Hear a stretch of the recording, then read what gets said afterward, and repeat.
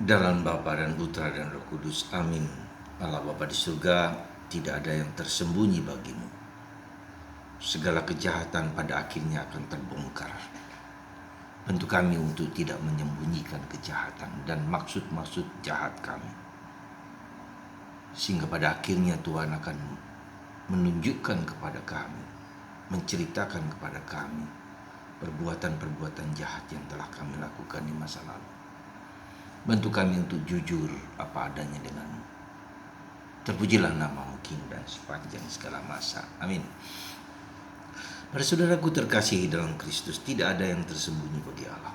Sekali lagi, tidak ada yang tersembunyi bagi Allah. Yang kita sembunyikan, motivasi, keinginan, niat jahat pada waktunya akan terbongkar semuanya.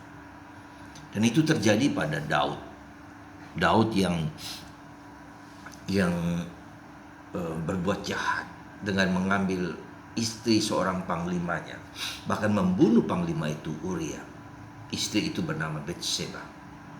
Dia berselingkuh dengan Betseba. Meskipun Daud sudah punya banyak istri, tetapi dia berdosa di mata Allah. Dia telah berbuat baik, tetapi dia berdosa. Dan tak seorang pun yang dapat mengerti, memahami rencana ketersembunyian dan motivasi jahat si Daud. Tapi Tuhan tidak pernah tidak mengerti problem kita atau niat-niat jahat kita. Maka Allah mengutus Nathan untuk mengingatkan Daud akan perbuatan jahatnya itu. Dan akhirnya kita tahu Nathan mengatakan bahwa Daud telah berbuat jahat di mata Allah dan dia dihukum. Akhirnya meskipun dia tidak dihukum, tapi keturunannya akan dihukum. Nah, Daud bertobat dengan berpuasa, bermati raka, dan anak yang dikandung oleh Betseba itu kemudian mati. Saudaraku terkasih dalam Kristus, apa yang mau saya katakan? Bahwa di saat sekarang ini kita setelah melihat ya apa yang tersembunyi dalam presiden kita ini, tapi semua dibongkar. Ya, kotoran-kotoran dan niat-niat jahat dibongkar, niat-niat busuknya dibongkar, meskipun dengan secara tersembunyi. Setelah puluhan tahun, beberapa tahun disembunyikan, ternyata dia punya niat-niat yang tidak jujur, tidak tulus. Dan pelan-pelan Tuhan membongkar itu. Misalnya dengan banyak pengkritik nabi-nabi di zaman ini, seperti maaf kalau saya katakan, dulu saya tidak suka dengan Rocky Gerung, tetapi ternyata dia seorang dalam tanda petik, seorang nabi yang membongkar niat-niat busuk para politikus ulung. Itulah saudaraku terkasih dalam Kristus. Secara gampangan, apa yang disembunyikan, yang kita sembunyikan, niat-niat jahat yang tersembunyikan akan dibongkar. Bahkan dalam tanda petik Tuhan akan menunjukkan kepada kita titik-titik di mana kita telah berdosa dan kita terpesona. Tetapi problemnya, apakah kita mau bertobat seperti dengan Daud yang dikritik, dikatakan, dibongkar oleh Nathan. Tuhan membongkar karena Tuhan sayang kepada Daud. Karena dia seorang yang sungguh-sungguh mendengarkan Tuhan, tapi dia juga berdosa. Maka lahirlah, kalau kita lihat Mazmur 51, Tuhan Allah kami, kasihanlah kami orang berdosa ini. Itu Mazmur 51, Mazmur yang indah, Mazmur pertobatan. Maukah Anda dan saya bertobat? Dan ini bukan yang gampang. Tuhan seringkali membuka tabir dosa-dosa kita masing-masing. Tuhan menunjukkan kepada kita dosa-dosa di masa lalu kita yang berakibat pada apa yang kita lakukan sekarang, bahkan pada keturunan. Maka apa yang terjadi pada Daud? Tuhan tidak menghukum Daud karena Daud bertobat, karena Daud berpuasa, bermati raka. Dia mengaku salah. Aku telah bersalah terhadap surga dan terhadap Bapa. Katakanlah seperti itu. Lalu Tuhan tidak menghukumnya, tetapi keturunannya, Salomo, yang kemudian juga anak Daud dari Betseba itu, yang punya kemudian dengan istrinya yang banyak segala macam, kemudian mulailah berdosa. Setelah itulah pecah ya kerajaan Israel, pecah yang dibangun oleh Daud itu menjadi dua kerajaan dan akhirnya berantakan. Jangan lupa saudaraku, setiap dosa akan berakibat bukan hanya kepada saya, kepada kita, tapi kepada anak cucu kita. Perhatikan itu dengan baik ya, berakibat kepada anak cucu kita.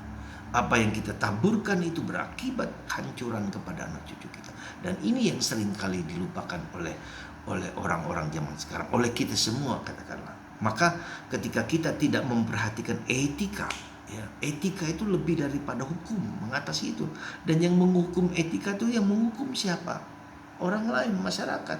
Yang menghukum siapa? Alam semesta. Yang menghukum siapa? Langit. Yang menghukum siapa? Allah. Ya. Jadi ketika orang tidak dapat melihat, ya, atau disembunyikan, maka yang menghukum di atas, ya, semesta alam akan menghukumnya. Dan itu bisa kita lihat, ya. Kita bisa lihat Soeharto, ya, dengan kekuasaan yang luar biasa.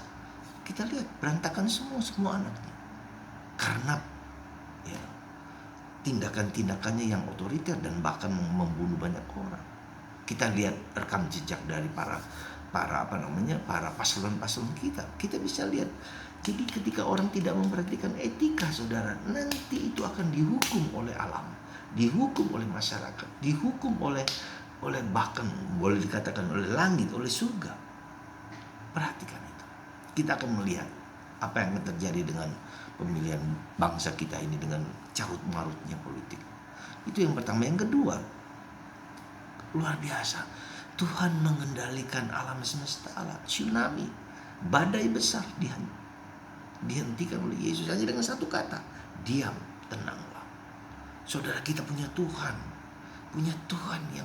yang mendengarkan kita, punya Tuhan yang mengalahkan segala alam semesta, segala kuasa manapun. Maka mari kita bersandar kepada Tuhan. Kalau kita melihat carut marut politik kita ini, kita menjadi bingung, menjadi apa? Percayalah, dengarkan Tuhan. Dia akan menenangkan alam semesta ini, segala kekuasaan kegelapan apapun. Semoga Anda dan kita semua tidak pernah ketika mengalami keputusasaan dalam doa seolah-olah Tuhan tidur.